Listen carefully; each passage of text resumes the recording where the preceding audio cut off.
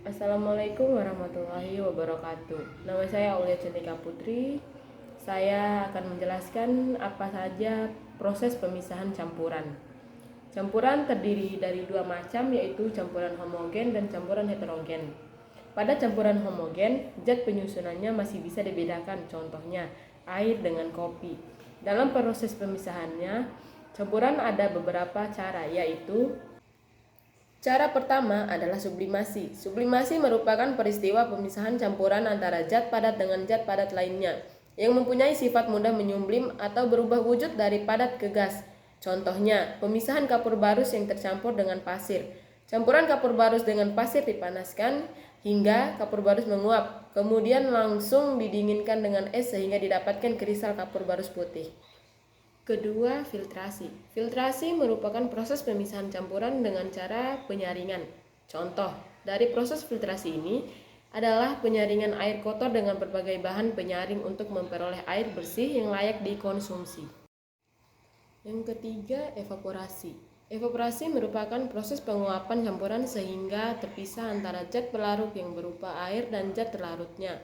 Contoh, pembentukan garam laut dalam proses pembuatannya, menampung air laut pada suatu tanah, kemudian memanfaatkan panas matahari untuk membantu penguapan. Lalu zat yang tertinggal yaitu NaCl akan membentuk kristal garam. Cara keempat adalah destilasi. Destilasi merupakan pemisahan campuran dengan cara penguapan yang disertai dengan pengambunan. Istilah lain dari proses destilasi adalah penyulingan. Contoh dari peristiwa destilasi adalah pemisahan etanol alkohol dengan air. Karena titik uap alkohol lebih rendah daripada air, maka alkohol menguap terlebih dahulu sehingga terpisah dari campuran. Yang kelima adalah ekstraksi. Ekstraksi merupakan proses pemisahan suatu zat terlarut di dalam pelarut yang berbeda. Contoh dari proses ekstraksi yaitu pada pembuatan jamu yang berasal dari berbagai bahan alam. Bahan jamu direbus dengan air hingga senyawa yang dibutuhkan larut dalam air. Kemudian serat bahan jamu dipisahkan dari air dan diambil sarinya. Lalu air tersebut dikeringkan hingga didapatkan bubuk jamu. Selanjutnya, dekantasi. Dekantasi adalah proses pemisahan campuran zat padat yang berukuran besar dengan zat cair. Zat padat diendapkan hingga diperoleh lapisan air pada bagian atas dan endapan padat di bagian bawah. Kemudian zat cair dapat dipindahkan ke wadah lainnya sehingga terpisah bagian padatan dengan zat cairnya.